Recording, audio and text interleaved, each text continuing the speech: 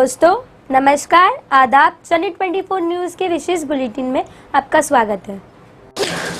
दोस्तों नमस्कार, मैं हूं नेहा सैयद और आप देख रहे हैं जनी 24 न्यूज़। तो इस वक्त हम मुंबई कांग्रेस के प्रवक्ता निज़ामुद्दीन राइन के साथ हैं। हम उनसे कुछ सवालों के जवाब चाहते हैं। तो सर, जैसे कि 2020 में हज नहीं हुआ और 2021 में अब जो हज होने जा रहा है उसके लिए सरकार रिटर्न फाइल करने के लिए बोल रही, तो इस बारे में आप क्या कहना चाहते हैं?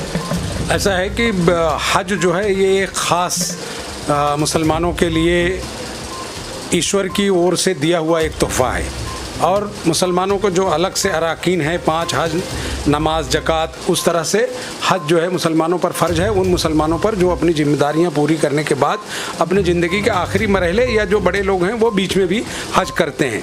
कभी भी देश में ऐसा नहीं हुआ कि हज पर जाने वाले हाजियों से केंद्र सरकार पूछे कि आप पैसा कहाँ से लाते हैं और ये इनकम टैक्स आपको फाइल करना चाहिए। हमेशा से इस तरह की व्यवस्था रही है कि जब लोग हज करने जाते हैं वो अपना काम हज कमेटी के थ्रू या प्राइवेट टूर्स के थ्रू करते हैं। और पहली बार ऐसा हुआ है कि बीजेपी की सरकार बनने के बाद जिस तरह से मुस्लिम विरोधी चीज़ें बीजेपी लाती रही है उनमें से एक तकलीफ़ देने वाला काम इस बार भी उन्होंने किया है कि हज अनाउंस किया 2021 को और उसमें उन्होंने ये कहा है कि देश से जाने वाले हाजी अगर 2 लाख से ज़्यादा पैसा एक्सपेंड करते हैं तो उसका रिटर्न फाइल उन्हें इनकम टैक्स में करके और हज कमेटी को देना है। मेरा ऐसा बोलना है कि जो लोग हज पर जाते हैं अगर वो शहरी भाग से जा रहे हैं, जैसे कि मुंबई शहर है, अहमदाबाद शहर है, दिल्ली शहर है, तो उनके लिए आसानी है क्योंकि ज़्यादातर लोग व्यापार धंधे में हैं और वो हर साल इनकम टैक्स फाइल करते हैं। लेकिन जो ग्रामीण भाग से हज करने हाजी जाता है वो 80% से ज़्यादा हाजी है और उन हाजियों के पास जो पैसे आते हैं हज के लिए वो 1-2 सालों में इकट्ठे नहीं होते। वो 15-15 साल, 20-20 साल अपनी पूंजी को जमा करते हैं और थोड़े थोड़े पैसे इकट्ठा करके वो हज के लिए जाते हैं। तो उनके लिए ये संभव नहीं है कि वो हज पर जाने के लिए वो जो है इनकम टैक्स रिटर्न फाइल करें।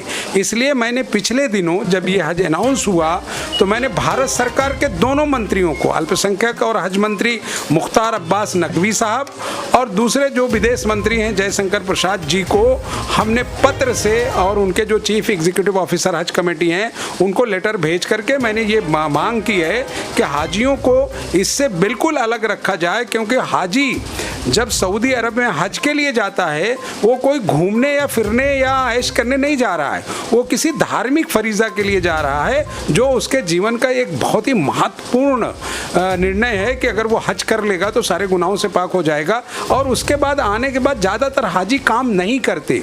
इसलिए मेरे मांग सरकार से यही कि अविलंब इसे ख़त्म करें।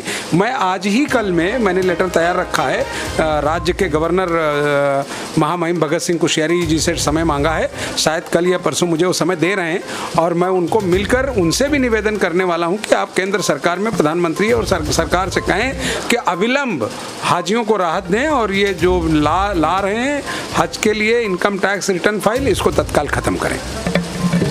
सर, और हमारा दूसरा सवाल ये है कि जैसे कि लॉकडाउन के पहले सब नॉर्मल था, अब लॉकडाउन के बाद जैसे कि बेरोज़गारी ज़्यादा बढ़ गई है, तो सर जो स्कूल कॉलेजेस वाले फ़ीस के लिए प्रेशर कर रहे हैं, सर उस पर आप क्या कहना चाहते हैं? देखिए, मैं बहुत साफ तरीके से आपके दर्शकों को और सबको बता देना चाहता हूं कि हमारी जो राज्य सरकार है, राज्य सरकार के अंदर आने वाले जितने भी स्कूल हैं वो चाहे जूनियर हों, सीनियर हों या हायर अथॉरिटीज़ के स्कूल हों, हमारी सरकार ने उसी टाइम एक निर्णय लिया था कि आपको कोई फ़ीस नहीं भरनी है और फीस आपको जब कॉलेज स्कूल खुलेंगे ही नहीं, जब पढ़ाई नहीं होगी तो फीस किस बात के लिए। अगर प्राइवेट मैनेजमेंट के लोग आपको हैरेस करते हैं, आपके बच्चों को हैरेस करते हैं तो आप जो है डायरेक्ट कंप्लेन कर सकते हैं। मैं राज्य की शिक्षा मंत्री श्रीमती वर्षा गायकवाड़ और हमारे जो हायर के जो मिनिस्टर हैं उन्होंने बहुत बार शासन के निर्णय से जनता को अवगत कराया है। सभी एजुकेशन संस्थाओं को पत्र भेजकर, सरकार के जीआर भेजकर लोगों से बता दिया है कि आप किसी भी पेरेंट से फीस वसूली का काम नहीं करेंगे और किसी से जबरन फीस वसूली नहीं करेंगे। अगर किसी पेरेंट्स के साथ इस तरह की ज्यादती हो रही है तो उन्हें चाहिए कि वो एजुकेशन डिपार्टमेंट में कंप्लेन करें और उन्हें मुंबई कांग्रेस का कार्यालय भी इधर ही है बॉम्बे में, अगर उन्हें किसी तरह की दुश्वारी है तो वो डायरेक्ट भी कंप्लेन कर सकते हैं।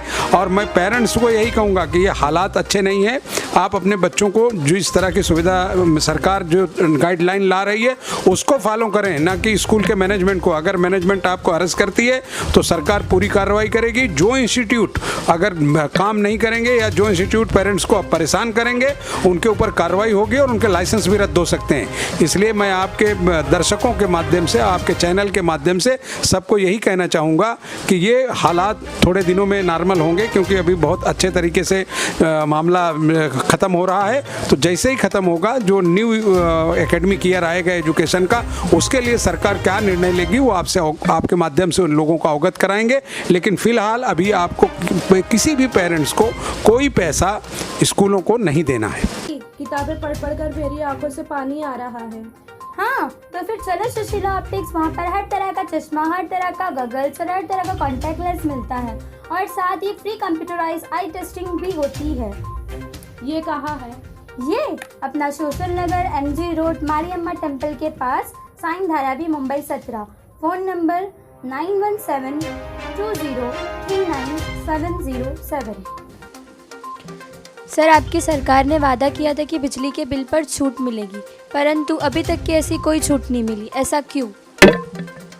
ये बिल्कुल सही है कि महाराष्ट्र शासन में बिजली विभाग जो है वो कांग्रेस के खाते में है। नितिन राउत जी इसके हमारे मंत्री हैं और काफ़ी हमारे जो यूथ ऑर्गेनाइजेशन है, हमारी महिला कांग्रेस है, अलग अलग जो हमारी पार्टी की जो यूनिट्स हैं, उन्होंने मंत्री महोदय से ये बात किया था, क्योंकि मुंबईकरों को ये बहुत ही तकलीफ़ है। क्योंकि लॉकडाउन के दौरान चूँकि लोग घरों में ज़्यादा टाइम थे तो बिजली का उपयोग ज़्यादा हुआ, लेकिन बहुत बड़े पैमाने पर बिजली की बिल आई। खास करके जो सबब एरिया है मुंबई का, वहाँ प्राइवेट बिजली होने की वजह से अडानी की वो उसकी भी एक बड़ी समस्या थी।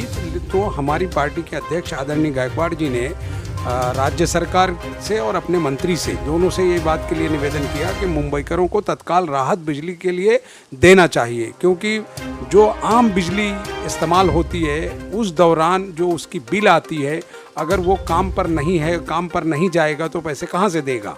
तो ये कांग्रेस ने बिल्कुल वादा किया है और 100% मैं आपके दर्शकों को ये बताना चाहता हूँ कि राज्य सरकार किसी वक्त भी इस बात का निर्णय करेगी कि कितना छूट हम दे सकते हैं और किन तरह से दिया जा सकता है, वो छूट ज़रूर देंगे। और हम सब चाहते हैं, हमारे कांग्रेस जन, हमारे कांग्रेस के तमाम लीडर्स चाहते हैं कि मुंबईकरों को हम बड़े पैमाने पर राहत दें, क्योंकि ये जनता से जुड़ा सीधा सवाल है। क्योंकि हमने बिजली का उपयोग किया, लेकिन जिन परिस्थितियों में 6 महीने 7 महीने निकले हैं, उनमें हमें सरकार से निवेदन करते हैं, मंत्री महोदय से भी कहा है, कांग्रेस की जो सीनियर लीडरशिप है दिल्ली की, उन्होंने भी सरकार पर दबाव बनाया है कि आपको मुंबईकरों को राहत देना होगा। इसलिए हम आज भी इस बात के लिए वचनबद्ध हैं कि मुंबईकरों को राहत देने की जो प्रोसेस है उस पर पार्टी काम कर रही है और जल्द से जल्द हम इलेक्ट्रिक सिटी के विषय को लेकर वापस मिलेंगे मुख्यमंत्री से और मंत्री से। जो निर्णय आएगा वो आपके चैनल के माध्यम से जनता को बता देंगे। हमारा ये प्रयास आपको कैसा लगा बताना ना भूलें। हमारे चैनल जनहित 24 न्यूज़ को लाइक करें, सब्सक्राइब करें और बेल आइकन दबाना ना भूलें। धन्यवाद।